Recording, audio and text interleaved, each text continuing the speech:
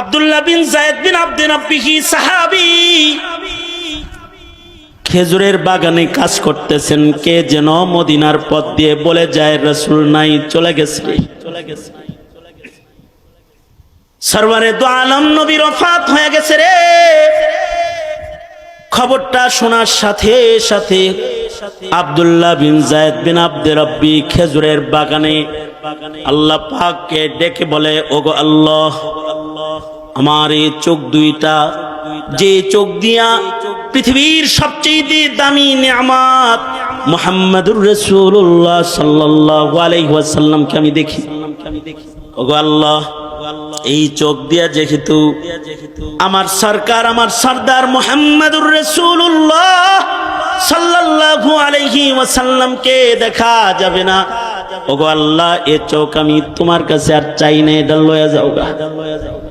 যে চোখ দিয়া রাসূল দেখা যাবে না, এই চোখ দিয়া দুনিয়ার আর কোনো নাজ নিয়ামত দেখতে চাই না। এবং দোয়াটা এমন দোয়ায়ে মুস্তাজাব, এমন ভাবে উনি দোয়া করেছেন, এক দিক দিয়া দোয়া শেষ হইছে, আর এক দিক দিয়া আল্লাহ তাআলা ওনার চক্ষু দুইটাকে অন্ধ করে দৃষ্টিশক্তি নিয়ে গেছে। রাসূলকে দেখাও তো এত ইমানি এক কাম। কাব ইবনে মালিক বলেন, রাসূল আমারে নাই দেখলো, আমি তো নবীরে দেখতে পারি, তাই যাই মসজিদে। 40 দিন হয়ে গেল। 40 দিন পরে আল্লাহর রাসূল আমাকে ডাকলেন। ভাবলাম কোন সুখবর হবে নি, কিন্তু কাছে যাওয়ার পরে আল্লাহর রাসূল বলে, কাব ইবনে মালিক শোনো, এতদিন পর্যন্ত তোমার বিবি 40 দিন তোমার সাথে কথা বলেছে, আজ থেকে বিধান আরো কঠিন হয়ে গেল। নিজের বিবিকে তাড়াতাড়ি বাবার বাড়ি পাঠায় দাও, একা থাকবা। কাব ইবনে মালিক বলে, এতদিন পর্যন্ত দুঃখের কথা বলার মতো একজন ঘরে ঘরণী আমার ছিল, কিন্তু আজকে সেও নাই। শুধু আল্লাহর রাসূলকে এটা আমি জিজ্ঞাসা করলাম, ওগো আল্লাহর নবী, এমনি বাবার বাড়ি পাঠায় দিব নাকি তালাক দিতে হইব? সরকার বললেন, তালাক দিতে হবে না, এমনি পাঠায় দাও। হযরত কাব ইবনে মালিক বলে, বউটাও ঘর থেকে চলে গেল, এবার আমি একলা ঘর। কাব ইবনে মালিক বলে, আমার টেনশন হলো, এখন যদি আমার মৃত্যু হয়ে যায়, আমার মরণের খবর বলার জন্য, শোনার জন্য একটা মানুষ মদিনায় নাই। আমি এখন মরে গেলে কেউ আমার জানাজার নামাজও পড়তে আসবে না। আমি এখন যদি মরে যাই অবস্থায়, তাহলে আমার কবরের উপরে মাটি দেওয়ার মতো কোনো মানুষ থাকবে না। কাব ইবনে মালিক বলেন, এর চাইতে ভয়ঙ্কর বিষয় হলো, আমি না মইরা আমার এই বয়াকাট হালতে যদি রাসূল মইরা যায়, আল্লাহর রাসূল যদি ইন্তেকাল করে, তাহলে ওহীর দরজা বন্ধ হয়ে যাবে। রাসূল যদি আমার এই বয়কট হালতে ইন্তেকাল করে, আল্লাহর কাছ থেকে আল্লাহ কি আমারে মাফ করলো কি করলো না, এই খবরটা আসমান থেকে আসার দরজা বন্ধ হয়ে যাবে। শুধুই মাত্র আমার হায়াত না, কিয়ামত পর্যন্ত বরজখের ভেতরেও কেউ আমার সাথে কথা বলবে না। কিয়ামত পর্যন্ত, বিচারের আগ পর্যন্ত পৃথিবীর কেউ অথবা বরজখের কেউ আমার দিকে তাকাবে না।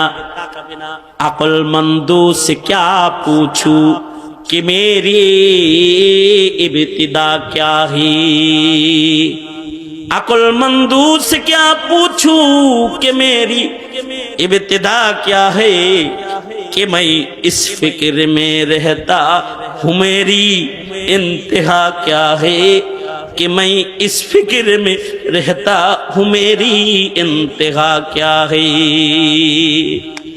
আমার শেষ বিদায় কি হবে, এটা হলো আমার ভাবনা হওয়া চাই, যে আমার শেষ বিদায়টা কি ভালো হবে না মন্দ হবে। কাব ইবনে মালিক বলে, এই টেনশন আমার, আমি এখন মরে গেলে তো কাম সারা, আর যদি রাসূল মরে যায় তাহলে কিয়ামত পর্যন্তের জন্য সারা। এমন জ্বালা যন্ত্রণায় কাঁপ বলে শুধু কান্না আর কান্না। আল্লাহ রে খালি কান্দি আর বলি, আল্লাহ আমারে তুমি মাফ করে দাও।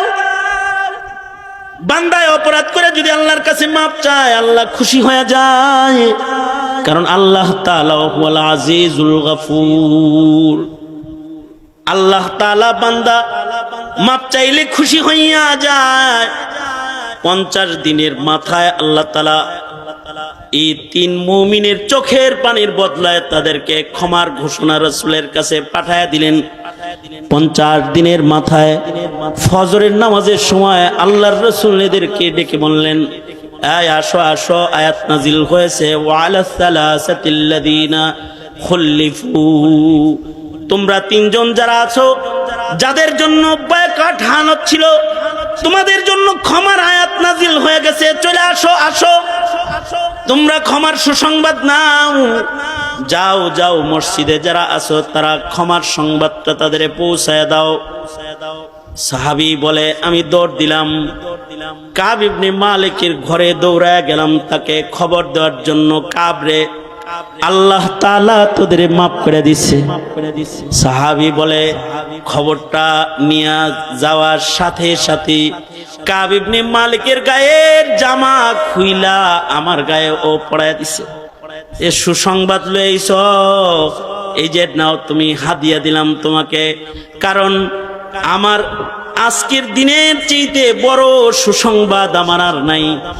ইসলাম যেদিন গ্রহণ করেছিলাম সেদিনের সুসংবাদের চাইতেও আজকের ক্ষমার সুসংবাদটা আমার জন্য সবচেয়ে বড় ঈদের বড় আনন্দের সংবাদ, কারণ আমার আল্লাহ আমারে মাফ করে দিছে। এই সংবাদের চাইতে বড় সংবাদ আমার জন্য আর নাই। জাতি ক্ষমা করবে আগে পিছে, যারা অপরাধী, অপরাধ জগতে যারা রাজ করেছে তাদের বলবো, কাব ইবনে মালিক, হিলাল ইবনে উমাইয়ার মতো অন্ধকার ঘরে চোখের পানি ফেলে রবের ক্ষমা নেওয়ার চেষ্টা করো। মরার আগে রবের ক্ষমা নেওয়ার চেষ্টা করো। রব যদি কারোর অপরাধকে ক্ষমা না করেন, তাহলে তার বিদায় বড় ভয়ঙ্কর, তার কবর বড় ভয়ঙ্কর।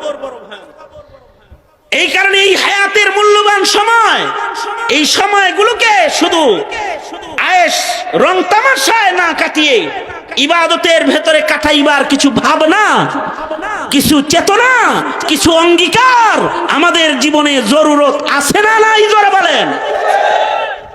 এই অঙ্গীকারগুলো করায় উম্মতের উলামায়ে কেরাম জাতিকে। সুতরাং আলেমও দরকার আছে, এই অঙ্গীকার করারও দরকার আছে, জাতিকে দোজখের আগুন থেকে বাঁচাইবারও দরকার আছে। ঠিক না বা ঠিক? তাহলে এই মাদ্রাসার পাশে থাকবেন তো ইনশাআল্লাহ? ইনশাআল্লাহ থাকবেন তো ইনশাআল্লাহ? দুনিয়ার সবচেয়ে দামি জায়গা হলো দামি মসজিদ, যেখানে এই জায়গাটা দুনিয়ার সবচেয়ে দামি জায়গা। দামি জায়গা মক্কাতুল মুকাররমা, জায়গার ভেতরে সবচেয়ে দামি জায়গা মক্কাতুল মুকাররমা। মক্কাতুল মুকাররমাতে পৃথিবীর শ্রেষ্ঠ ইবাদতের ঘর আছে, যেই ঘরটা বানানোই হয়েছে ইবাদতের জন্য। গোটা দুনিয়ার মানব গোষ্ঠীর জন্য ওই ঘর বানানো হয়েছে, ওখানে মসজিদ। আর মক্কাতুল মুকাররমার এই জায়গাটায় মসজিদে হারামে বাইতুল্লাহর ছাদের উপরে সেকেন্ডে সেকেন্ডে, মুহূর্তে মুহূর্তে 120টা করে রহমত নাজিল হয়। আল্লাহর রাসূল বলেছেন, এই রহমতগুলো ভাগ করে ইকো বন্ধ করে দে, এই রহমতগুলো ভাগ করে আল্লাহ তাআলা 60টা রহমত যারা এই বাইতুল্লাহকে তওয়াফ করে তাদেরকে দান করে। সিত্তুন আলিত তাইফিন।